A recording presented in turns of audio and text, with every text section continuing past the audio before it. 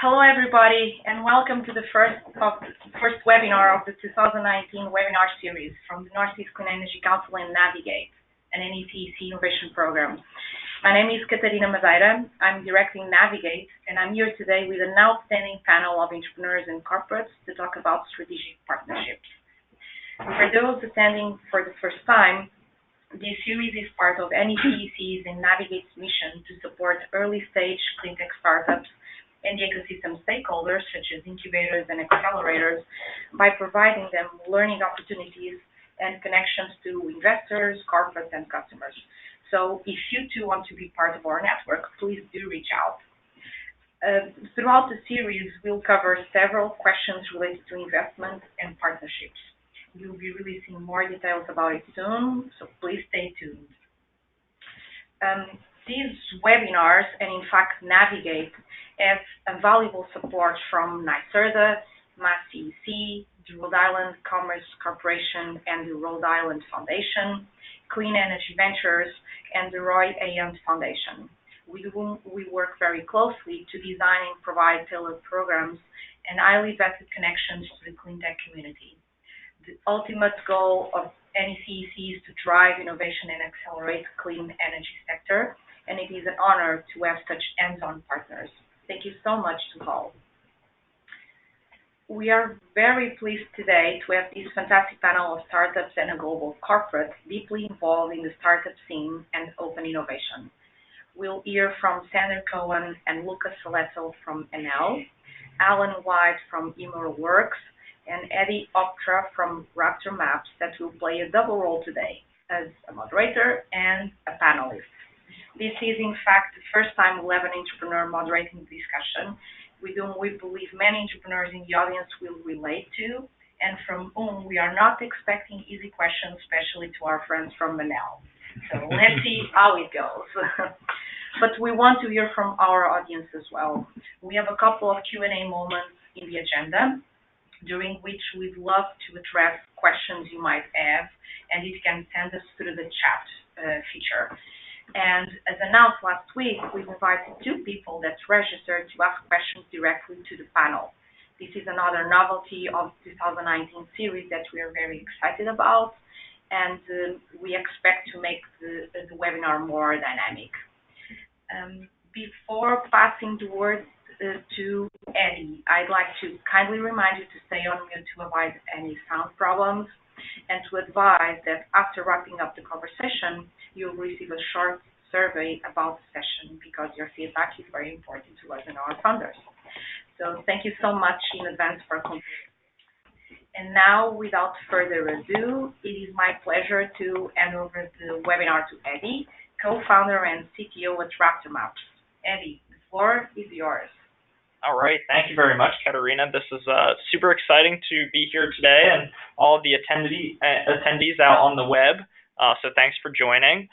So essentially, I'll introduce myself very quickly, and then we'll do a small round of introductions so we can all get to know each other and tell you who we are.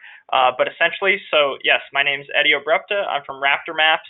We're a startup. We're based in Boston, or technically Somerville, in Greentown Labs. And I pretty much started the company about 3 or 4 years ago with my co-founder. And essentially, what we do is we make it so customers can, especially in the solar industry. I'm sure that's because I'm moving. I think we might have a mic that's not on mute, but I think that's better now. So essentially, what we do at Raptor Maps is we make software that basically increases solar power production by enabling our customers to use drones.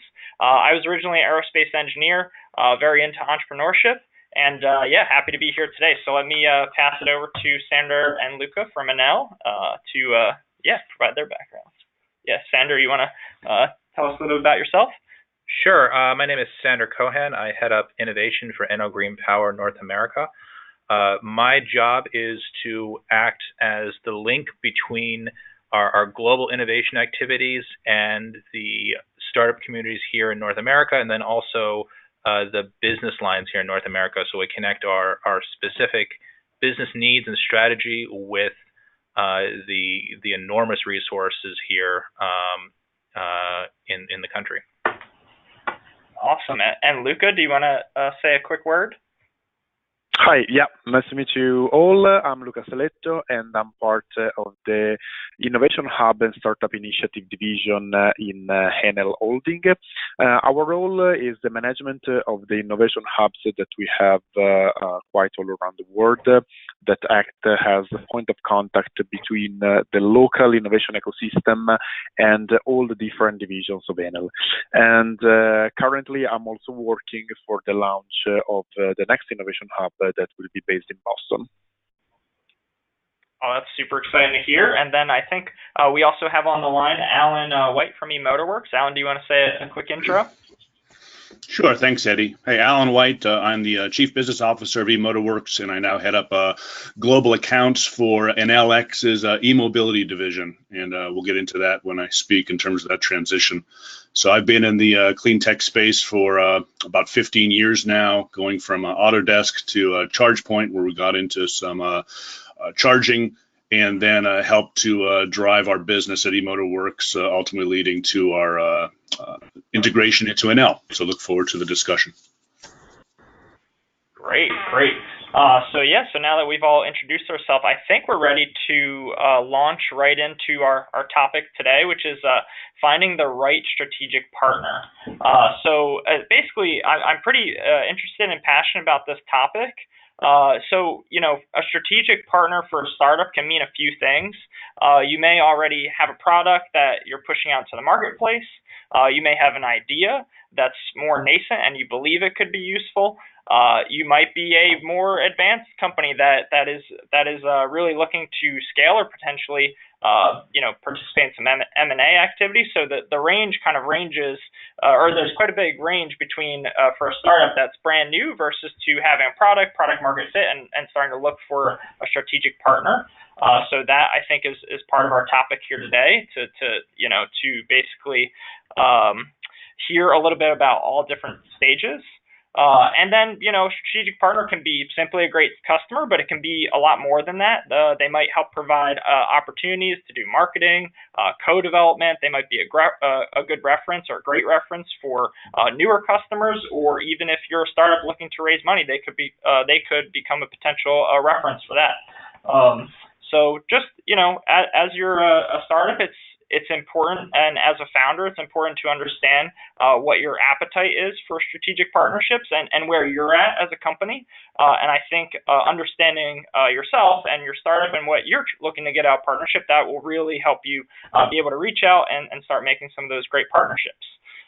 So I think with that's essentially the broad overview, but we're going to get into a lot more details here. So I think at this point, I know Sandra and Luca have some points they want to go over from the NL side. Do you want to hop into go there? Yeah, I think Luca starts. Absolutely. Yeah. Yep, I start. Absolutely. Let's say that it's some years that I'm involved in the management of the partnership between Enel and its different divisions and startups. And what I realized that it is really, really important that all the partnership could create a value for both of the parties involved. Because it's very important to realize that obviously both the startup and the corporate are looking for specific objectives. And so it is possible to create a real value only if such objectives are clear and if there could be like a match between the different objectives. Obviously, we are talking about two completely different approaches because as you can imagine, like a corporate has a specific procedure to follow, has specific objectives, and so on, while startups have different ones. So also reciprocal adaptation is very, very important when we talk about partnership. And what I realized in the last years is that a partnership is not just like a one-shot collaboration between a startup and a corporate, but I saw that most of the time a really valuable partnership is one that lasts also for many years. Because obviously, especially for a corporation like Enel, it's not only important to identify a specific solution, implement it, and that's it. But it's very important also trying to build up a collaboration that could last also for a longer time, that can allow to create a different solution, to adapt the technology, and as said, to create value. If you proceed to the next slide, what we did in Enel to foster also this kind of collaboration and this kind of approach. So we realized that we were not able to create internally everything that we needed to compete today. So we decided to open ourselves to external influences, to external support, to external technologies and innovation. And we started to developing a number of partnerships with different actors. So that could be startups, university, other corporates, and so on. So our idea is that in order to create a value and also to have a sustainable competitive advantage is fundamental to create collaboration that can expand, let's say, the opportunities that both the corporates and the startup have in order to gather more value. If you proceed to the next one, to the next slide, it's briefly describing what Enel is, so who we are. We are currently the first network operator. We are the largest private player in renewable, and we have the largest customer base worldwide. This means that we are quite huge, but this also means that is not enough, as said, what we develop internally to compete on this market and to maintain this primate. But it's also very, very important to develop a number of partnerships that can allow us to enter a new segment of business, to develop new technologies, and so on. And obviously, collaboration with startup represent a very, very important type of partnership for us. If we go to the next slide, we can, as said, we created like an ecosystem that comprises not only startups but also a number of different players. And if you continue, we can see what does collaboration with startup means for Enel. Can we go to the next slide?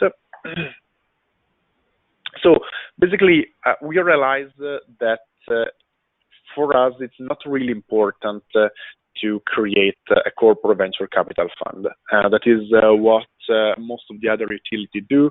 And while for us, it's very important the support that we can provide to the startups as industrial company. So we are an industrial company, and we are willing to offer to our customer a service. So what we do is to collaborate with startup without investing in the equity capital. We think that this is a good approach because let startups having more flexibility in their decisions and let's say, since we know that we are obviously huge and not always so quick in taking decision, also make startups more free to make their own developments. And what we want is trying to act as industrial partner. So what we do together with startups, and this is how we manage our partnership, is basically looking for what the startup offer. So looking for the technology and trying to understand if we can apply such technology in our business. Obviously, doing that, we can also offer the possibility to go develop something, or in case there is a specific need that emerges from Enel, to run a kind of customization or a co-development. But fundamentally, our final objective is to become a customer of the startup, because we think that the greatest value that we can provide to the growth of the startup is to create a market. And the number that I showed before, so the dimension of Enel and the possibility to reach different markets, it's really the value that we can provide to the startups. So we have a number of cases in which a solution that we start developing for an application, for example, in Italy, was then scale up in all the countries where Enel has a presence. And this is the real value, I say, that we can provide to the startups. So let's say that our model of collaboration. Yeah, I heard something. No, maybe it was just way. So just to close, for us, I say that the importance of the partnership is really trying to develop something together and to market something together. So what we can offer, I said, is the possibility to co-develop something, and then finally to scale the solution of a startup on all our markets.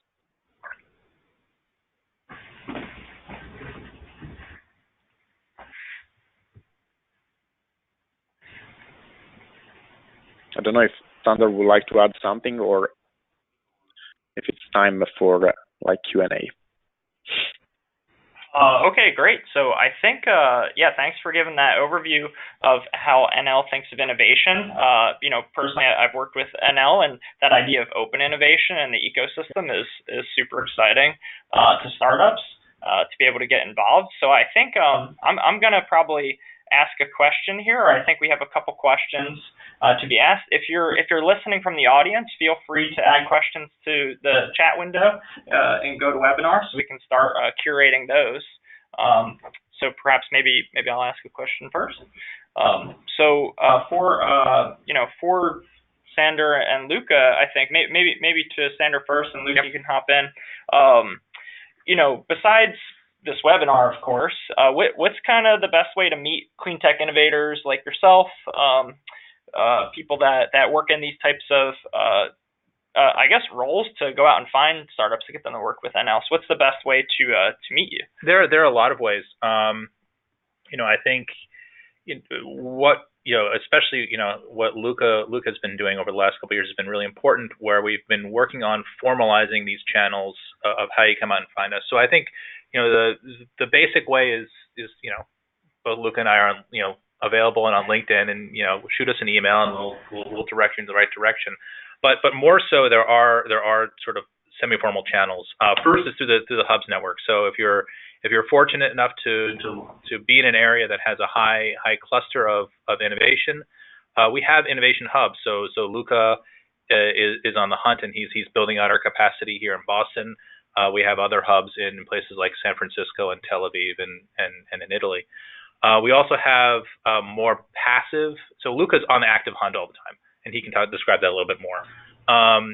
And I'm on the hunt all the time because I talk to our business units here in Enel Green Power and work together on that. The other component of it are much more passive. So we have a series of websites. You can always reach out to us on startup.enel.com, where you could submit your idea, and that will wend its way through the organization and find the right home, either in my innovation team for the utility scale clean tech world, or for NLX, for my colleagues in NLX for their work, or for global thermal generation, or from whomever. The other part is openinnovability.nl.com, which is another site where we put out specific thematic challenges to the startup communities. And that can be everything. That's almost everything from calls for a desire to collaborate with women and minority-run businesses, to addressing specific sustainability concerns we have around our O&M sites and our construction sites, to one that's close to my heart, finding a solution to recycling wind turbine blades. You're looking at the automated inspection of photovoltaic plants. Oh yes, for example. So there's a variety of methods for us to. What it sounds like is you're not hard to find. we're big. Not at all. I think that's the whole point of that slide there, is that we're pretty actively enormous. Out there. We're not as well known in North America just because of we've had mostly an industrial presence rather than a retail utility presence. but that's changing. You know, we're coming out. Yeah, and that anything to add there, Luca?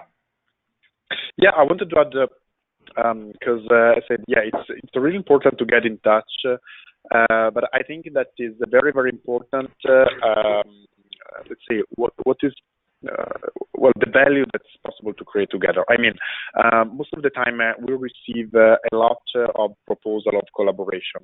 What is important, and this is also the role of the hub that we are building in Boston and that we already have in Tel Aviv, in San Francisco, and so on, is giving the possibility not only to get in touch with us, but also to better understand which are our challenges, as Sandra was saying. Because most of the time, it's not just the technology that is interesting for us, but also the possibility to discuss a specific business model.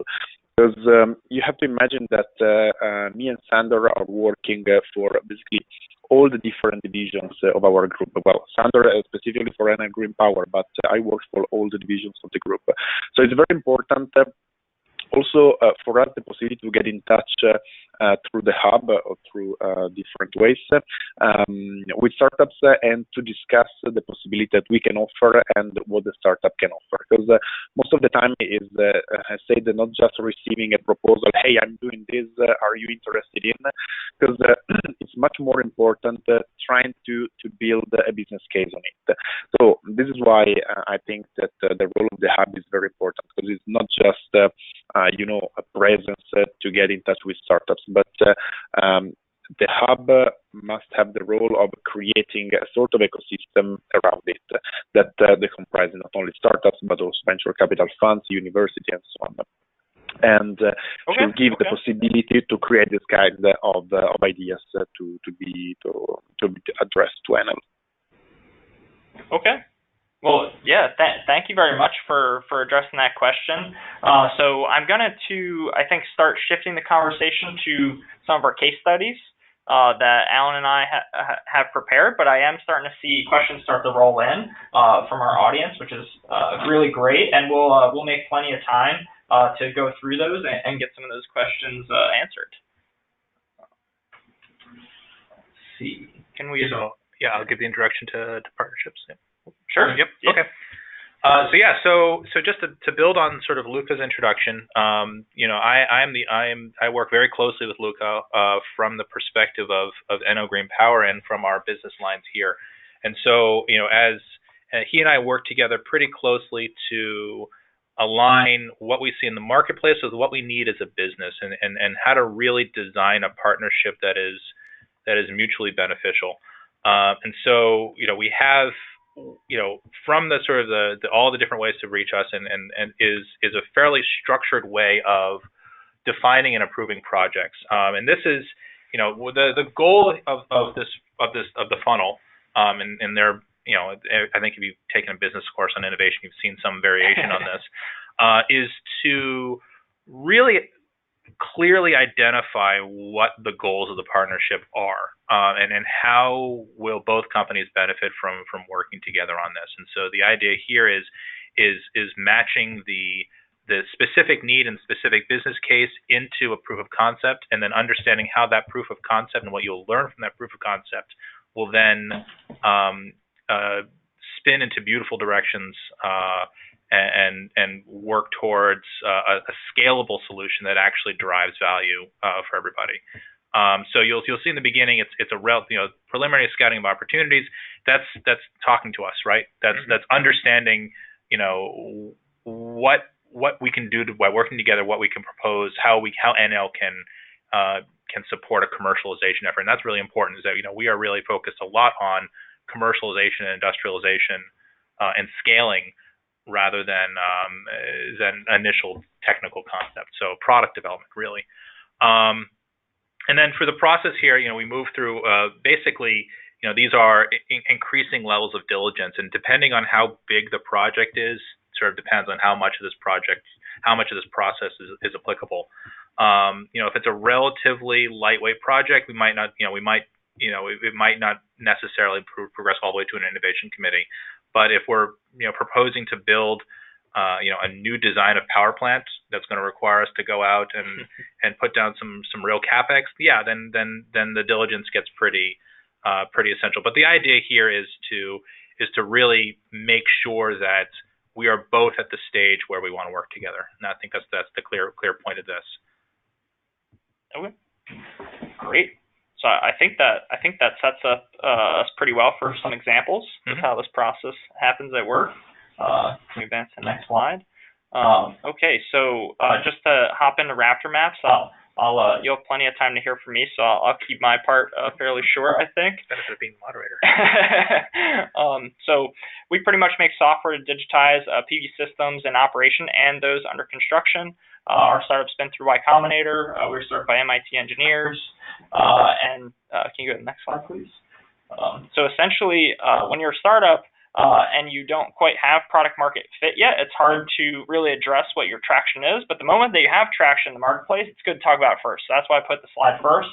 Raptor Maps is now at a point where we've analyzed 1% of the world's solar capacity through drones and digitization in our software, and that's in the past 12 months. So that's not the U.S., that's the world. So we're pretty excited to be able to say that now. And essentially, we're working in 18 countries and more now across all 6 continents. So we pretty much figure out how to enable customers to leverage off-the-shelf drone technology.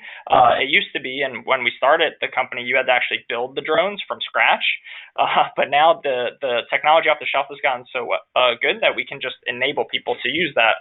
And now it's not so much about the drone or how does it fly or how does it work. It's more about how do you manage that data and do analytics. So working actually with Enel, our story is kind of, I think interesting in that we actually started working with them through Mass CEC, an Innovate Mass Award. So, first I got to know Sander and another gentleman, Keith Albin at Enel, and that was pretty much through our websites, essentially going out and talking to people at events, what we were working on in the solar industry using drones. Then it turned out that we were fairly aligned, that they had initiatives of their own to start using this technology. And then when we basically got to know them and understand that there was a need there, we were fortunate enough to know about Massachusetts Clean Energy Center and some of the grants they had. So we said, hey, let's apply together to a grant. We'll be the startup, we'll do all the work and make it happen. You can come in as our corporate partner, help us essentially give us access to sites to help us better understand the technology we're building, and not only, we basically took our current technology and say, let's do this in real time. So it's something that we really wanted to push for, and Enel saw that business case even further than our current product. So for us, it was a bit of a mixture of getting to know Enel and then actually being able to bring in Massachusetts Clean Energy Center, get a grant, and further work together in that capacity. So I just put up some pictures. This is us out in the field. A lot of the work has wrapped up within the past year or so, but we were able to bring on an intern as well from Mass CEC. That's Keith and I out in the field actually flying, operating some of the drones. The day that we demoed the real-time system and showed that it worked was pretty exciting with Matt as well pictured. So that's just a fun part to show. And I would add that maybe you can a little bit, but this initial project is now spun off into other projects. Yes, yeah. That was really the catalyst. So essentially, with Enel and Innovate Mass, we were able to enable the growth of Raptor Maps, in ways that created further agreements and partnerships to work together.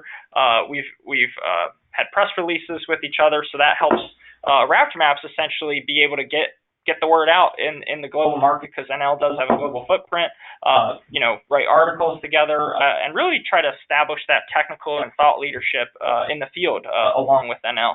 And, do things like present at conferences, and really, so it's not just the technology that was improved and made so, but it was also getting the word out about that technology. So I think I wanted to think through, for our audience, through this experience for me, what were some of the advice I could give. And looking at it, it was really being first active in the clean tech community and getting to know the innovators. So that's kind of why I asked that question first off.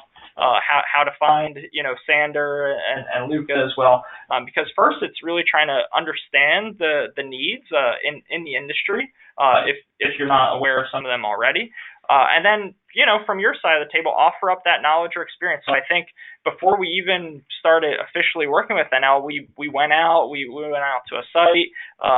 We provided all the things we knew about how to fly and operate drones in an effective way, and just provide that story and that experience. And then it turned out that there was an initiative behind that. So once we had those two things come together, it was great to keep working. And then I think the other piece of advice is to be flexible. And really, I think Luca mentioned this earlier, but approaching partnerships with the intent of creating a long-lasting relationship, because often as a startup, sometimes you're so driven by revenue or have to meet some kind of target on a very quick timeline. But when you're working with a corporate that is a multinational, huge company, they're going to have innovation teams that help you work on a faster time scale, but you really have to be thinking long term, because that's how they're thinking about this. So you kind of have to walk away from that startup mindset of the now and work right here, what can I do, and think, how does this partnership play out in several years timeline. So I think that's a little bit of the story of the Raptor Maps side. Alan, do you want to hop in here and provide some context from eMotorWerks? Sure, we'll do, Eddie. And if you can drive the slides for me, that'd be great. So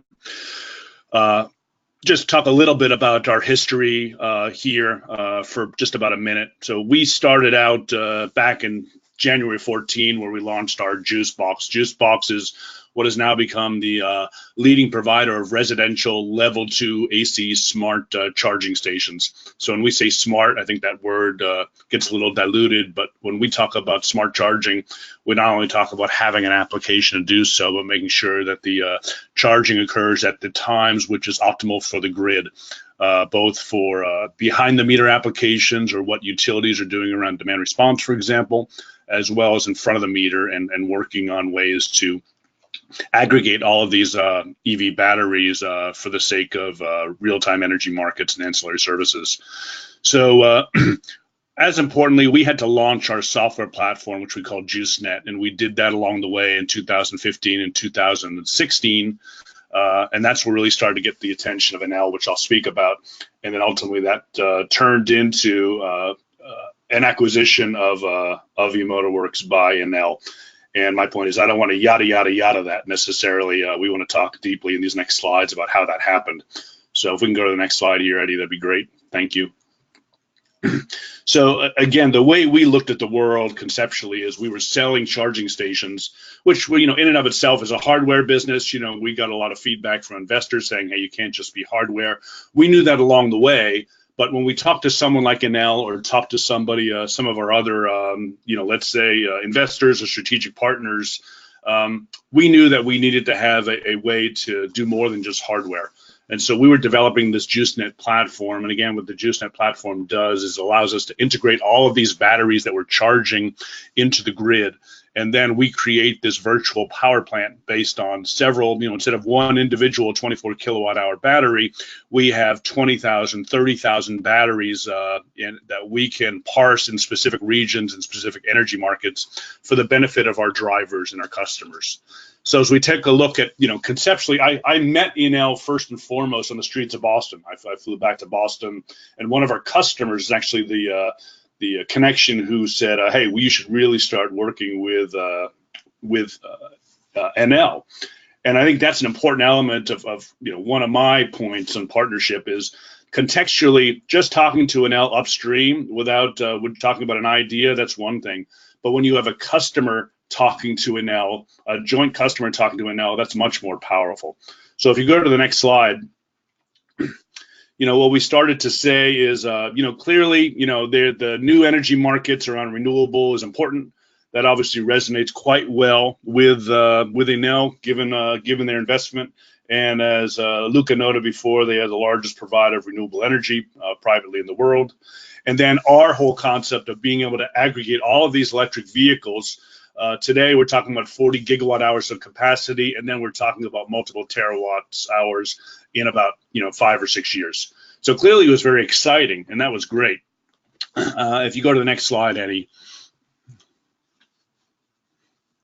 What was most important for me in our business is we were working together, and we started out with 9, 10, and ultimately 15, 20 people, is making sure that as we look at our exit strategy, what do we want to do? And we felt that the most important types of customers we could work with are not only those drivers that we talked about on the consumer side or B2C side, not only being able to apply our charging stations into the commercial areas or businesses like workplaces, multi-unit dwellings, smart cities, and let's say destination charging opportunities, but then really being able to generate revenue for some key commercial partners.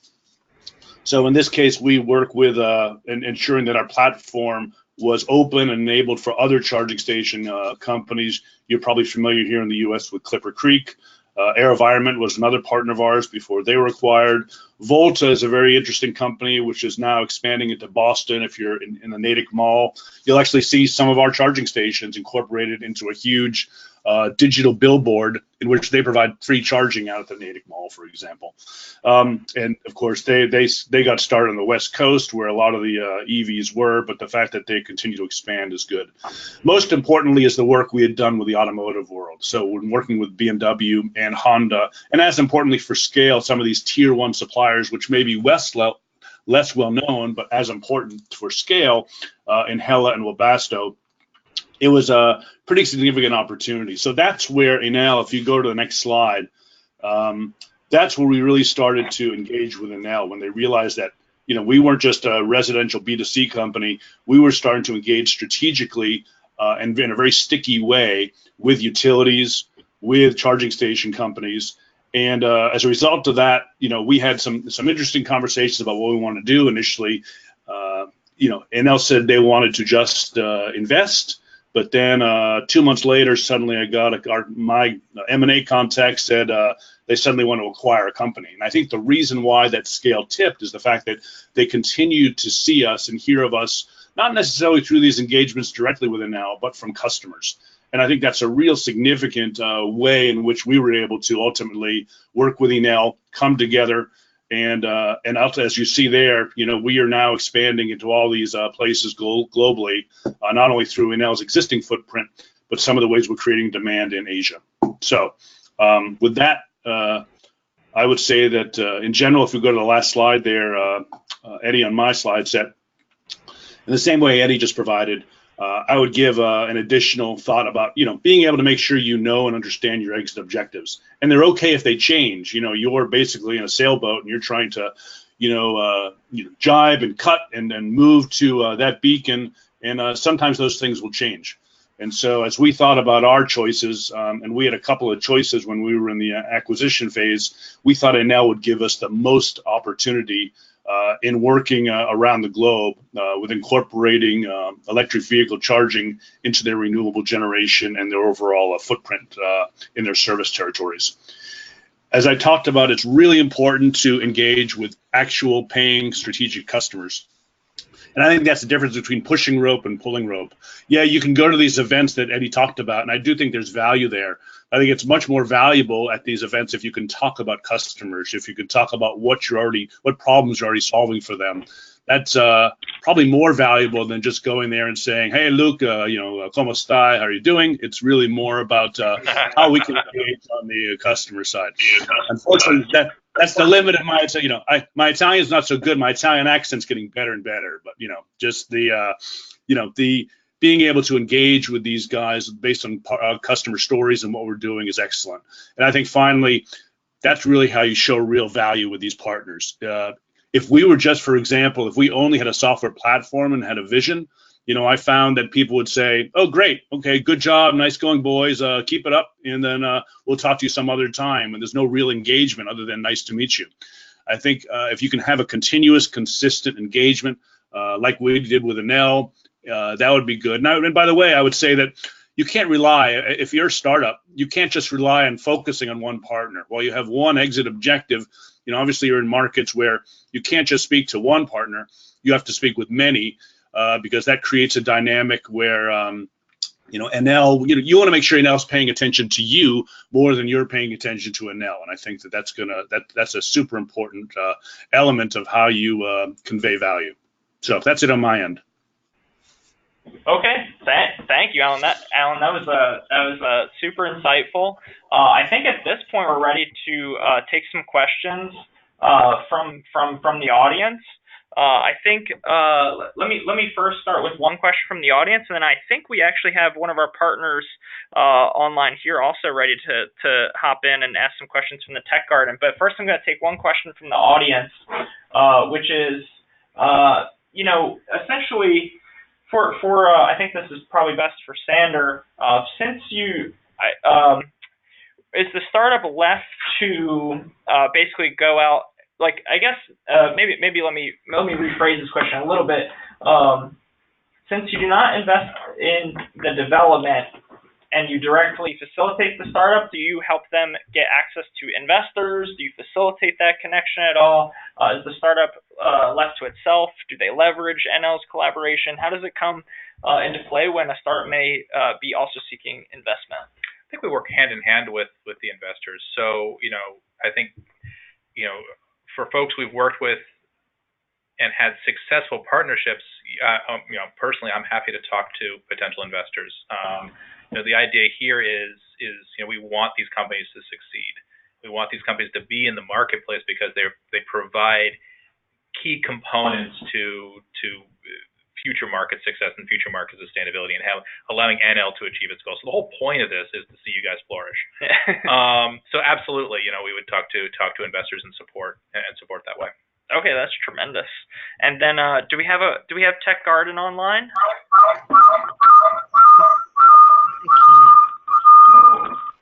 I think there's maybe a mic that needs to be muted.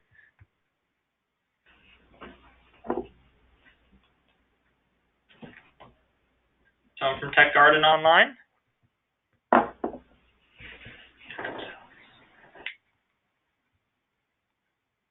Okay, I'm gonna skip over to a couple more audience questions, but I'm sure we'll get that worked out in a second. I'm seeing quite a few questions about maybe repeating some of the websites you mentioned, but I'll let us follow up and probably text would be better. So basically, I saw another question here about working with Canadian startups, or do you work with, basically as Enel here in Boston, do you work with startups all over the world? Does it have to be in the U.S.? No. So we have a global focus. Our geographic locations are just areas where we are, but no, we pull startups from everywhere. And I think Luca, do you want to talk about maybe Luca can answer some of that question about the work we're doing in Canada? Yeah, let's say that we do not have a preference in working with specific startups from specific states. For example, the hub in Boston will be in charge also to manage relations with Canada, especially Toronto area and New York. But obviously, we receive a proposal from companies all over the world. The role of the hub is just to be more close to specific ecosystem that for us are very important. But obviously, any kind of startup from any country could get in touch with us. So, absolutely. Right, and we have Enel Green Power actually has presence, not equating to Alberta, but we have presence in Alberta.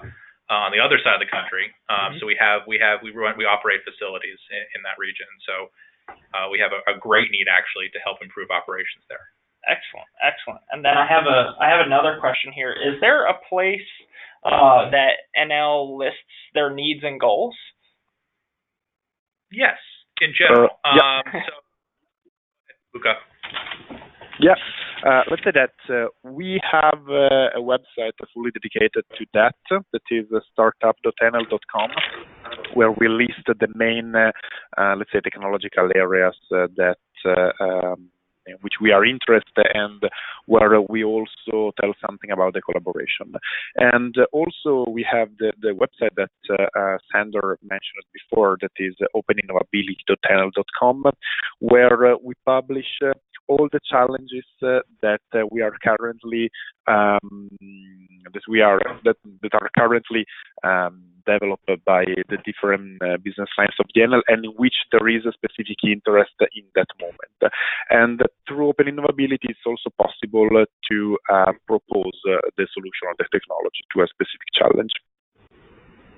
Okay, and I would add to that point, as we, Luca and I both described, Enel's interests are very far and very wide, and so part of that is to the degree you can help us understand, where you want to go with your product strategy. It doesn't have to be completely formed. We might have different ideas, but part of the initial engagement process between me and Luca and the rest of the Enel group is to really understand, what would be the most beneficial partnership from working with you. Yeah, if I'm seeing another question from the audience here that I think is a perfect segue for that. So at what stage of development do you recommend startups begin the relationship? For example, should they have customers? Should they have a beta? Should it be at the idea stage? Right. Yeah, I can say ahead, something general, and then I let Sander to complete because he also had the direct experience. Well, let's say that since we are more focused on providing services to our customers, we usually look for companies that are, let's say, at a commercial stage, because we do not have like an internal R&D in which we develop solution, but what we do is say the customization, co-development, and so on. So usually we are more willing to work with startups that already have a product that we can test, and if the test works well, we can scale on our business. Obviously, there are exceptions. For example, on specific technologies like storage or others, in which we are also interested in solutions that are more early stage. So when we identify something that is really breakthrough and that can get also a value and can have a faster implementation through our support, we can also be interested in early stage solution. But most of the times we focus a little bit more on commercial ready product. Okay. And with that, how long would you say on average with Enel does the process take for a startup to go from that initial engagement to a project kickoff? It can be pretty quick. There are structural considerations with that funnel I mentioned to you. Generally, you can go. I think the fastest I've seen is 6 weeks from initial interaction to engagement on a project. That's if the trains run. If you catch the trains on time, as it were. Generally, though, the process is between 3 and 6 months. Of course, if you're asking for a project that's going to cost several $1 million in capex, that cycle is longer because there's diligence involved. If we're asking for a relatively small project, then the project moves more quickly because we can get the right authorizations. And I think that's actually one, to that point. I think you sort of mentioned it, Eddie, at the end of your spiel. The one thing to think about in these partnerships, and this is sort of warning, is we're a large industrial and we move at a very different speed than a startup, and so there has to be sort of patience on both sides. We think in very long-term approach and very long-term engagements, which is antithetical sometimes to a startup approach, which needs money, tomorrow or next decade plan. Right, exactly, right. And so part of the stress from Enel on the innovation side is that we are aiming all the time to speed up our process to match the pace of a startup. Conversely, we ask that startups are a little patient in working with us because things have to move through processes, and so that's also where a more developed and a more stable startup might be more successful with us than somebody who is, trying to make payroll tomorrow. Yeah. Well, usually the startups, they're always trying to make payroll. I know. Yeah. I'm being a little sarcastic. Yeah. So I'm not sure if we were able to resolve some of the audio with the Tech Garden, but luckily we have chat. So I'm just going to read some of their questions aloud here from some of the companies in the Tech Garden.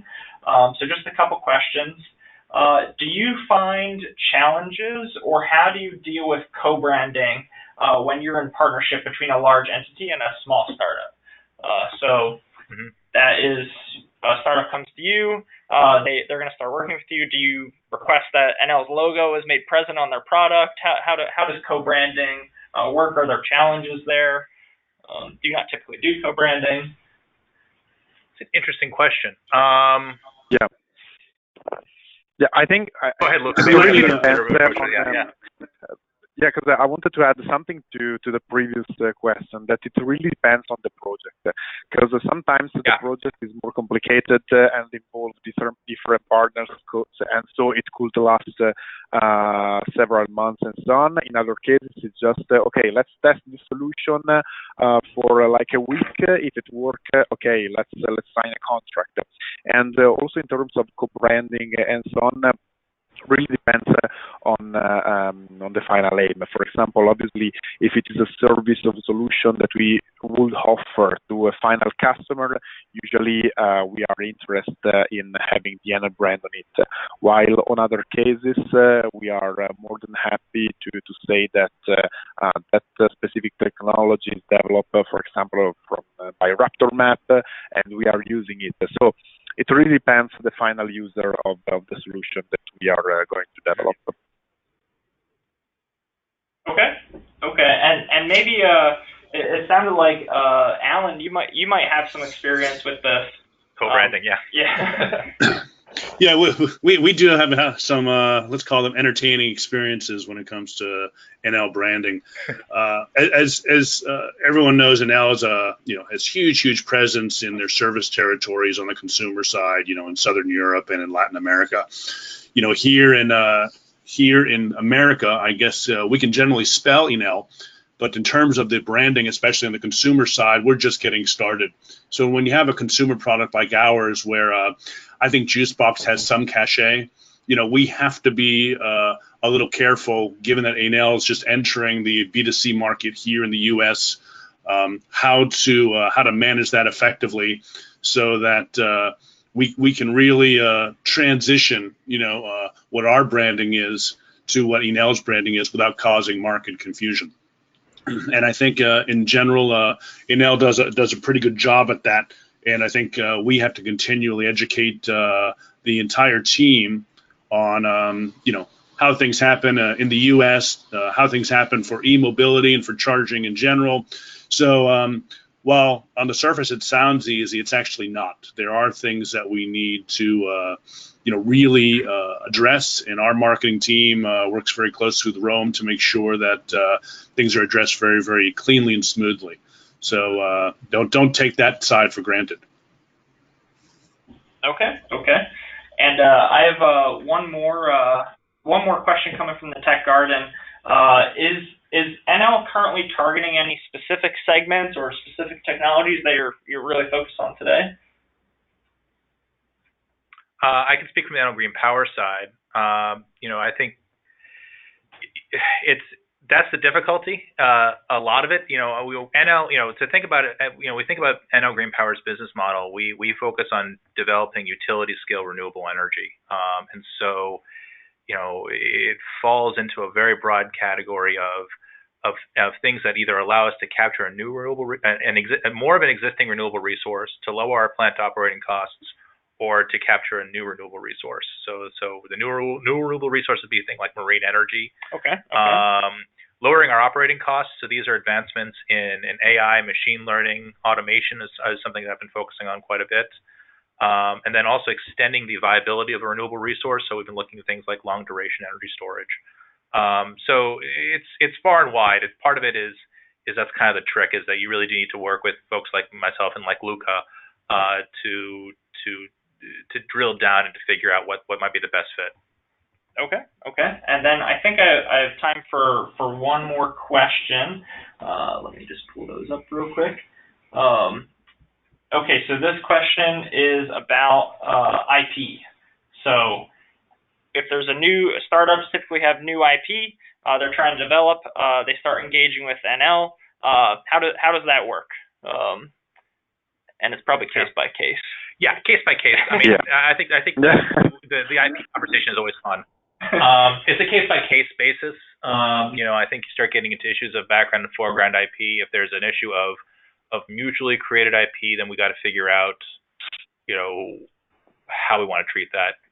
Whether or not it's Enel just wants access to it, or is it there some sort of licensing or co-branding that comes from that? Yeah, from my experience, it seems like, I mean, as you said before, Enel's very invested, quote unquote, in making sure the startup succeeds in the marketplace. Right. So from my experiences, they understand very well that some pieces of your IP are going to be core to your business and letting you grow that business, where some things are more specific to just Enel. Right. So I think it definitely is case by case, but in my experience, they're very understanding, and they do want to make sure that the startup succeeds first and foremost, so that they can be a customer. Yeah, and I guess it wonders in terms of also how much co-development is going to take place, right? So if you're coming to us with a seminal idea that we're going to develop into a clean energy product, there might be more IP conversation versus coming to us with a finished product that we're going to drag back to one of our sites and plug in and see what happens. Okay, great. Yeah, I think that's about most of the time we have for questions. So I think we'll just go into closing remarks. Do we want to maybe go around, and if anybody has one more tip of advice, maybe we'll go around the panel and go over one more tip of advice. Let's see. I guess I can go first.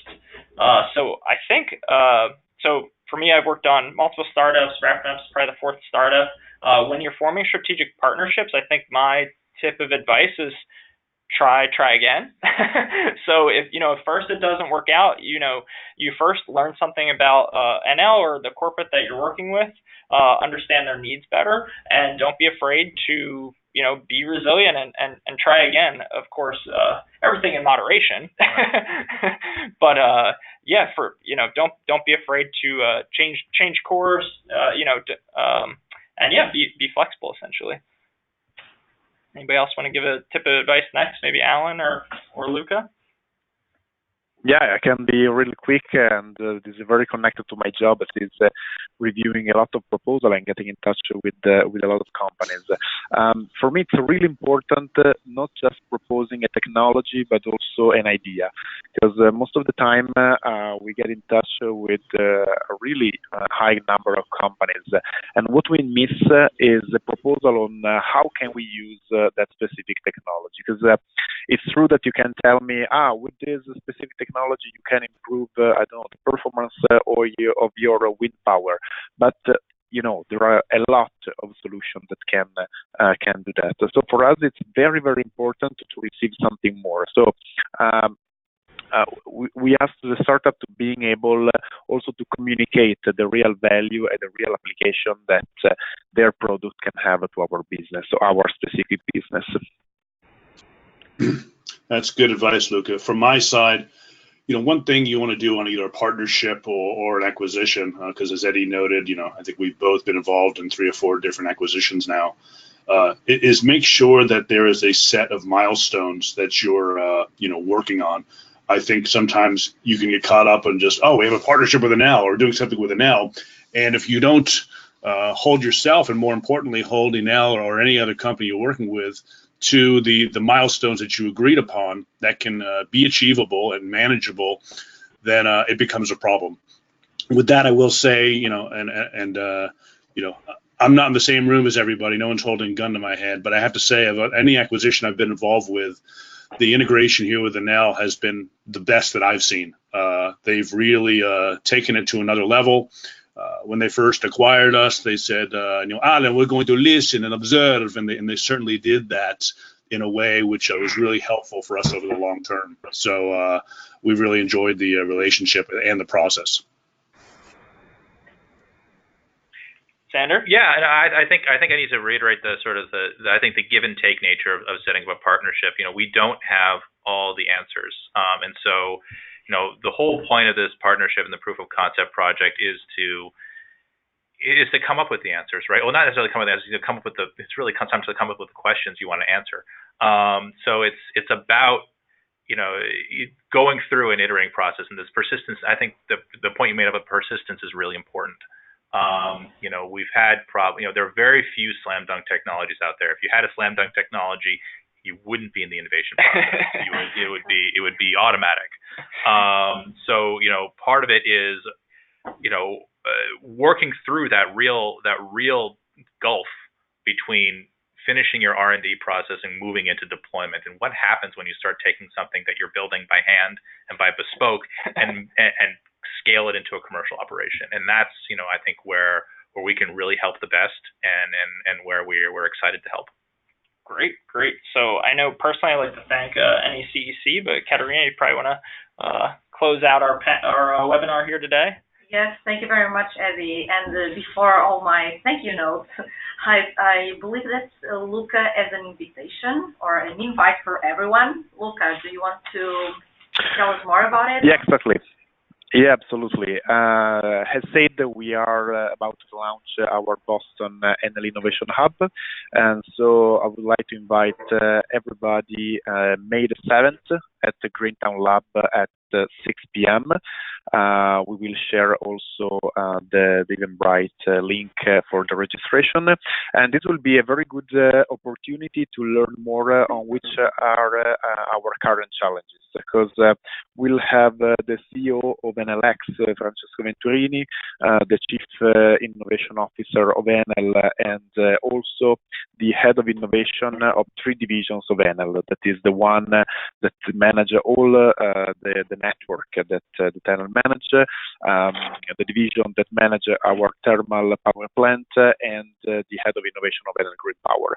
So in that occasion, they will present all the challenges and all the technology that we are looking for, and it will be also an opportunity to discuss directly with them about your solution. So May the 7th, 6 p.m. Wow, that sounds Labs.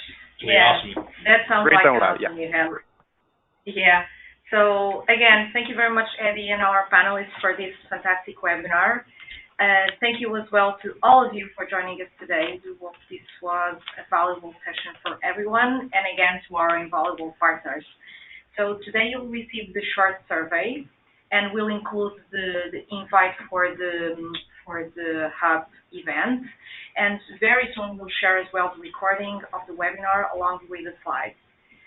We hope to see you all in our next webinars, and have a great day, everyone. And tell your friends and colleagues about the next webinars as well. Thank you.